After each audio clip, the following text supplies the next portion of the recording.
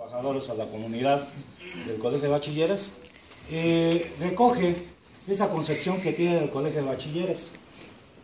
Y lo veo por lo siguiente.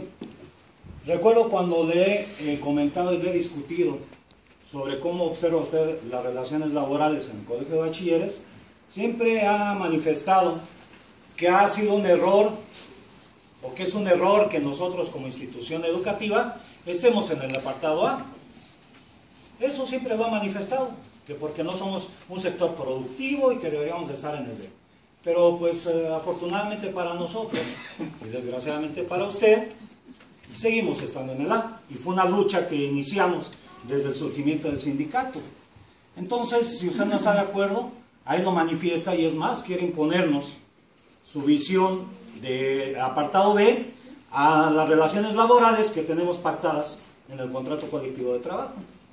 Y además, otra cuestión que es más grave, que ustedes como autoridades son incapaces de defender el estatus jurídico de la institución. Eso es algo muy grave, porque ¿cómo es posible que siendo organismo descentralizado, y ahí está, en la reforma que hizo Fox al decreto de creación, ahí está establecido claramente en el artículo 1, que somos un organismo descentralizado, con marco jurídico propio y finanzas propias. Y sin embargo ustedes lo han dejado de lado.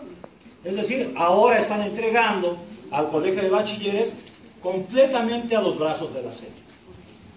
Esto es inadmisible, señores, y discúlpenme, pero si ustedes no son capaces de defender el estatus jurídico de la institución, nosotros como trabajadores sí.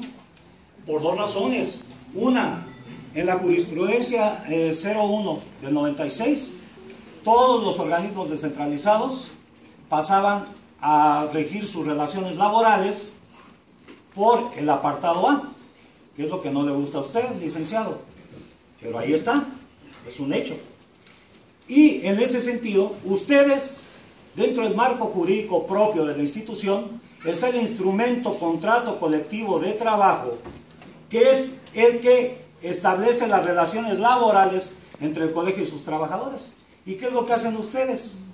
Que bajo la lógica de supuestamente hacer congruente lo que es la ley laboral con la ley educativa, hacen una serie de malabares que caen, a final de cuentas, en un discurso totalmente tramposo.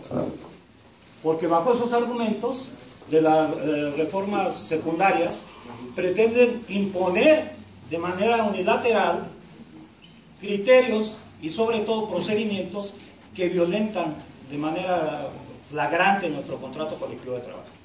Y efectivamente, hay una serie de documentos que son vinculantes, como son precisamente los convenios, tanto para ustedes como para nosotros. Y esos documentos vinculantes forman parte también de la relación laboral y forman parte del contrato colectivo de trabajo. Y no es la primera vez que nosotros estamos emplazando a huelga por violaciones, señor, sino que este proceso, desde hace varios años, sistemáticamente han venido violentando ustedes, no solamente los convenios y el contrato colectivo de trabajo. Por eso decimos, están ustedes equivocados. Aquí la relación laboral con el sindicato es una relación bilateral. Y vamos a defender la bilateralidad con uñas y dientes. Y si es necesario estallar la huelga, la vamos a estallar. Porque sí es necesario. Ya vimos que ustedes se comprometen y jamás cumplen. Y firman y no los cumplen. Pues yo creo que ya, como dirían nuestros compañeros chiapanecos, ya basta. Ya basta. Ya es tanto tiempo que nos han venido engañando, que pues es el momento de decir, hasta aquí llegamos, señores. Ya no les creemos. Y bueno, por mi parte jamás le he creído. Jamás. Yo tampoco.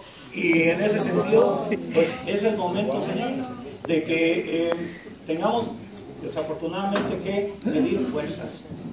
Somos más, porque somos todos los trabajadores. Ustedes son un puñado de burócratas que están aquí de paso. Y en cualquier momento se van. Se van. Y bueno, ustedes también, fíjense, tienen las ventajas del contrato colectivo. Ustedes también tienen las ventajas del contrato colectivo y están dándole de patadas al pesebre. De bárbaros. Pero pues ya ahora sí, vamos en serio. Vamos en serio. Y o dan marcha atrás y además recogen el espíritu, establece la ley de que se respetará la normatividad interna de cada una de las instituciones para fijar los criterios, o pues señores, nos vemos en la huelga. Gracias.